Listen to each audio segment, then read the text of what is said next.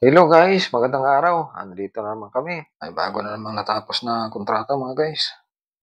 I-share ko lang sa inyo to mga guys. Malit na truck lang ito mga guys. Pinapinturahan sa amin ng may-ari kasi medyo luma na yung pintura. Kaya yan. Tapos lang itong latiruin mga guys. Kaya ito, gagawin na namin. Kasi tinapos na ng latiro yung gawa niya. At kami naman ang susunod na gagawa dito sa truck na ito. Pasensya na kayo guys. Medyo magulo dito sa pwesto namin. Pero lilinisin natin yan guys. Ayan. Lilinisin natin yan guys. Bago natin na lagyan ng primer o spray ng primer. Yan guys, magpa-primer na tayo. Bilang panimula yan guys. Nililinis muna yan guys bago primeran. Inuuna yung ulo mga guys. Primeran. At masilyaan. Ganito talaga position nito guys. Yung ulo talaga ang inuuna na gagawin. Para pag malinis na yung ulo o magawa na, eh, yung katawan kasi madali lang siyang gawin. Sa dito sa ulo, ang ulo kasi masilan. Kasi yan yung unang-unang tinitingnan talaga, yung ulo. Kaya yan ang inuna namin gagawin. Yan ang unang-una namin pinapinturahan at pinapaganda. Para ang una kasing napapansin dito guys, ay ulo talaga sa sasakyan. Kaya yan ang inuuna namin. At saka ang dami rin kasing gagawin dito sa ulo. Lalo na yung panglabas ng pinto, saka yung pangloob ng pinto, saka yung stepboard niya, saka yung gilid ng pinto. Yan ang madalas maraming gagawin mga guys. Katulad yan mga guys. Maraming mga korba-korba, mga kanto. Mahirap masilyan yan mga guys. Pero sanay na naman kami dyan. Kaya ginagawa namin ang paraan yan para masilyan ng maayos. Matagal lang magmasilya mga guys. Lalo na mga guys, pagka maraming masilyain, matagal talaga yan. Inaabot ng isang araw. Isang araw ang mamasilya o higit pa. Yung pagmamasilya namin sa ito sa ulo. Lalo na mga guys kapag maraming tama. Pag maraming tama yung truck na ipinturahan namin, talagang maraming masilya ang magagamit. Talagang inaabot ng ilang araw yan mga guys ang pagmamasilya. Depende sa laki ng truck mga guys. Ito mga isang araw lang. Depende sa tama. Isang araw, higit pa. Pero ito, minisalyan lang namin ito guys na isang araw. Isang araw lang. Tapos na agad namin yung masilya. Ayan mga guys, tapos nang lihain. Ganyan mga guys, ang pagliha dapat. Makinis mga guys. Para maganda ang kapit ng pintura. Bago pala primeran to guys, bugahan ng primer. Ay ang ginawa muna namin ay itong sidings muna. Ito pala ang sidings mga guys na primeran na ito. Ito naman, diretso na ito kulay mga guys. Kasi sabi ng may-ari ay hindi na masyadong huwag nang masilyaan dahil ang ikakarga dito mga guys ay mga scrap. Mararagid lang ito at hindi na kailangan ng malinis o makinis yung sidings pati yung flooring nito. Kaya kinulayan lang namin ng diretso pagkatapos ng primeran. Mga guys, yan ang gusto ng may-ari. Kasi mga scrap ang ikakarga dito mga guys. Mga ilang patong lang na pintura yan mga guys.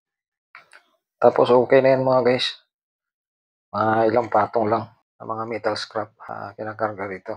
Kaya ayan guys, tapos na tayong magkulay sidings sa drop side. Okay na yan guys.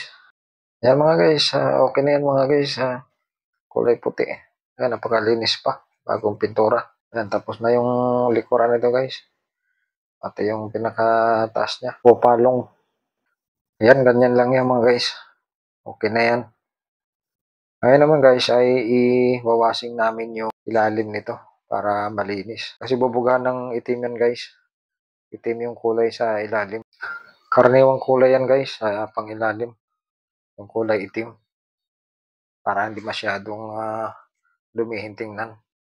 Ayan mga guys, pinawashing muna namin para malinis yan. Sakto lang ito guys kapag matapos kami dito sa harap ay tuyo na yan.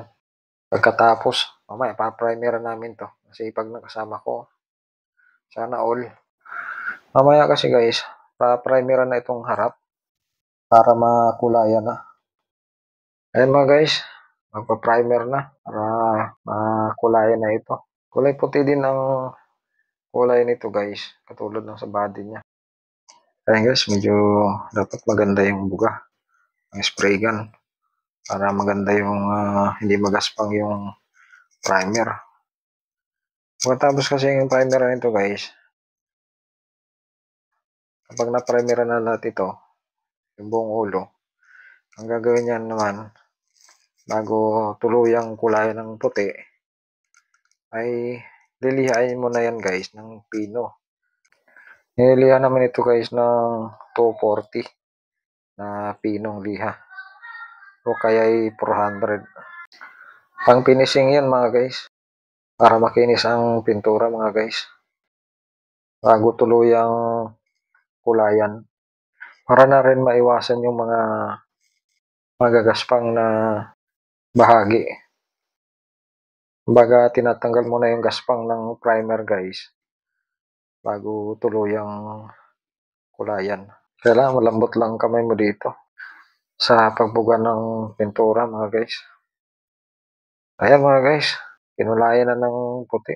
Ang disadvantage lang dito sa kulay puti guys, mabilis itong madumihan. Yun nga lang, malinis ang tingnan, lalo na kapag bago pa. Kailangan dito laging malinis. Lagi siyang nakawashing. Dapat maingat din yung gumagamit para hindi agad masira yung pintura. Lalo na ito puti. Puti ang kulay. Ito guys, paunang kulay pa lang. Unang patong pa lang yun guys, ng kulay. Mali pa patungan pa ng dalawa yan o kaya tatlo. Pero bago yan guys, liliyain na naman ulit yan ng pinong liha. Tulad na sinabi ko kanina, 240 o kaya ay 400. Eh kung gusto mo naman na pang kotse yung finish, edi 1,000 na. 1,000 pinaka-pino po yun. At yun naman na napakahabang proseso. Pag ginawa kasing ganun, eh talagang tiyagaan talaga trabaho. Kaya ganun, kotse ang finish guys. Tawag doon ay finish. Magkaiba kasi ang finish ng kotse at truck mga guys. Mas matrabaho ang kotse kaysa truck. Pero gumagawa din kami ng kotse. Tumatanggap din kami ng kontrata sa kotse. Pero mas gusto namin ang truck kasi ito yung laging pinapagawa sa amin ng aming mga customer. At hindi siya masyadong masilan katulad ng kotse. Ayan mga guys. Kukulayan na yung bubong. Puting-puti talaga mga guys. Medyo magandang panahon ngayon guys. Matirik ang araw. Maganda sa pintura. Mas mabilis matuyo. Madaling magpatuyo ng pintura pag ganitong tirik na tirik yung araw.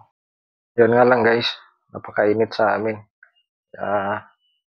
Pero di bali, sanay naman kami dito.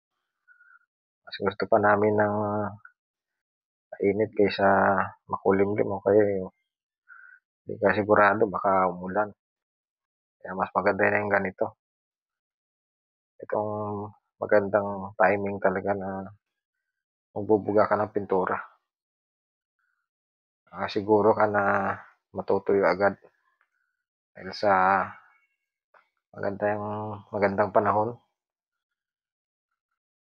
Mahirap kasi guys pagka nagbuga ka ng pintura, nag-spray ka ng pintura, eh makulimlim. Okay, hindi maganda yung panahon, parang ulan. Matapos naman ito guys, i-sprayhan na ito ng o bubugahan na ito ng top coat, pampakintap. Cover sa pintura yun guys para hindi siya agad kukupas. Pampatibay na rin sa pintura yun guys para hindi agad siya pasukin ng tubig. Parang sealant ito ng pintura guys o protection sa pintura guys para hindi agad kumupas mga guys ang pintura. para tumagal siya. Ayan guys, kung napapansin nyo, makintab na siya. Hindi katulad nung pintura lang. Ito guys, hindi lang ito protection sa pintura. Pangpaganda rin siya dahil makintab siya pagka nilagyan. Katulad niyan guys, oh. Makintab mga guys. Kung saan maganda siyang tingnan kaysa pintura lang ang walang top coat. Mukha siyang bago. Nasobra ng buga at di mo na-control yung spray gun. Kapag binabad mo yung spray gun, tutulo na lang yan guys. At kailangan i-repair kapag nagkaroon ng ganun. Pangit kasi tingnan nyo guys. At saka nakakahiya sa may-ari. Kasi bago i-turn over ito guys, pagka natapos na, tingnan mo, check mo na ng may-ari kung meron pang mga dapat ayusin. O kailangan guys maayos kapag turn over na sa may-ari ang pininturahan na sasakyan. Ika nga quality dapat. Quality yung gawa mo para walang magiging likramo yung customer at maaari pang magpagawa sila sa iyo ulit. Ayan mga guys, tapos nang i-top coat ito. Kita nyo guys na pagkakintab niya. Ganyan po ang top coat mga guys. Pwede ka nang malalamin dito guys at makita mo yung kapugihan mo. Sana all, pugi talaga. Yan ang nagagawa ng top coat mga guys. Pampapugi rin siya ng sasakyan. Ayan mga guys, ito yun na yung winashing kanina. At pwede na siyang pinturahan ng itim. Maganda ang kulay nito guys, kulay itim. Yan ang sinasuggest din namin sa mayari na kapag truck guys, ganito talaga ang kulay itim. Kulay itim yung ilalim niya. Chassis, masuleras, sa yung side grills nito. Itim din. Sa ganun hindi siya dumihin na tingnan. Hindi siya agad nadudumihan guys. Kapag itim. Kaya yung itsura niya mga guys, maganda na ulit. Para siyang bago mga guys. Nakabit na yung mga accessory sa harap. Pati yung mga gulong nito guys, pipinturahan na rin namin yung rim. Konti na lang gagawin dito mga guys. Ito yung loob niya, napinturahan na din, yung dashboard. Ay mga guys, wala pa siyang upuan. Pinapa-upholstery pa. Yung mag-upholstery na lang ang kakabit ng mga upuan nito mga guys. Ay mga guys, pati yung kisame nito at saka yung flooring ay napinturahan na din. Konti na lang gagawin dito mga guys. Makatapos itong mga gulong. Yung mga bataan na rin ng may-ari ang magkakabit niyan. Ito turn over na namin ito sa may-ari. At yung mga sidings nito sa pintuan mga guys. Upholstery na rin yung magkakabit niyan. Hanggang sa muli mga guys. Sana nagustuhan nyo ang video ito. Paki-like naman at subscribe.